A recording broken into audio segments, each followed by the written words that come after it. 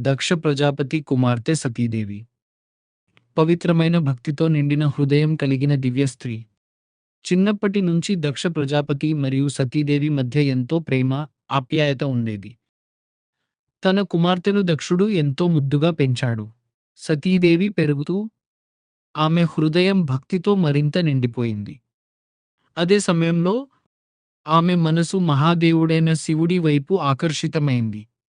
శివుని తపస్సు, వైరం మరియు దివ్యత్వం సతీదేవిని మరింతగా ఆకట్టుకున్నాయి.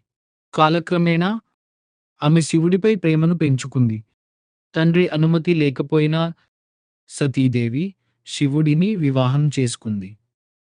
ఈ విషయం తెలిసిన దక్షుడు తీవ్ర కోపంతో మండిపోయాడు. శివుడిని అవమానిస్తూ తన కుమార్తెను కూడా తిరస్కరించాడు. కాలం గడిచింది.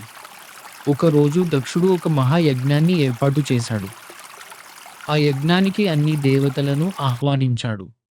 కాని శివుడిని మాత్రం ఉద్దేశపూర్వకంగా పిలవలేదు.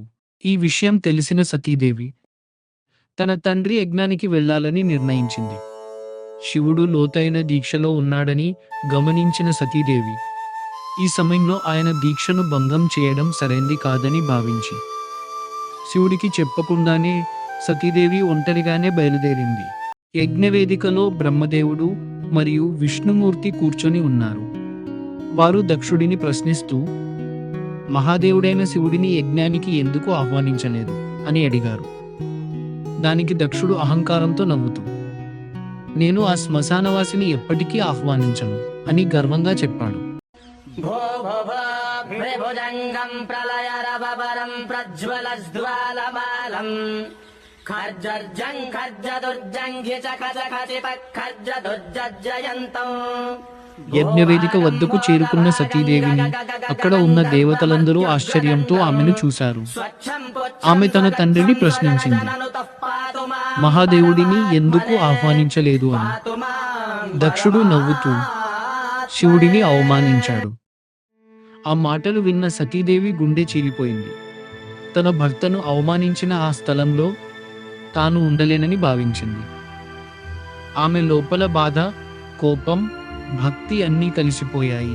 తర్వాత ఆమె ధ్యానంలోకి ప్రవేశించింది. దివ్యమైన యోగాగ్ని తనలో వెలిగించింది. ఇలాంటి అవమానాన్ని భరించే ఈ శరీరం నాకు అవసరం లేదు అని నిర్ణయించింది.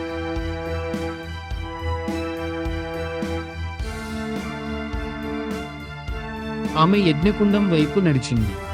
అందరి కళ్ళ ముందు తనను తాను యోగాగ్నికి ఆహుతి చేసింది.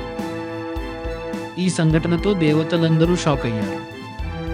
దక్షుడు కూడా నిశ్శబ్దంగా నిలిచిపోయాడు. అదే సమయంలో కైలాసంలో ధ్యానంలో ఉన్న శివుడు ఈ విషాదాన్ని గ్రహించి తన ధ్యానం నుండి లేచాడు. తన కోపంతో భయంకరమైన రూపాన్ని దాల్చాడు. తర్వాత ఏమైంది? కాలభైరవుడు ఎలా జన్మించాడు? ఇవి అన్నీ తెలుసుకోవాలంటే మా తదుపరి భాగంలో చూడండి.